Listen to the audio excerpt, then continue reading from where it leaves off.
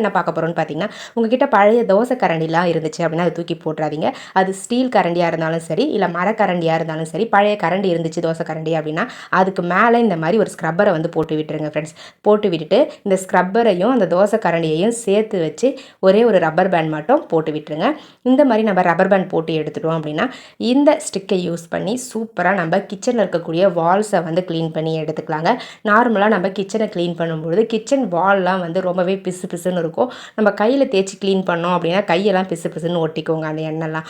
So அதை வந்து avoid பண்ணுறதுக்கு இந்த மாதிரி பழைய தோசை கரண்டியும் ஸ்க்ரப்பரும் இருந்தால் போதுங்க. சூப்பராக நம்ம கிச்சன் வால்ஸை அழகாக கை பிசு பிசுன்னு ஆகாமல் சூப்பராக க்ளீன் பண்ணி எடுத்துக்கலாங்க.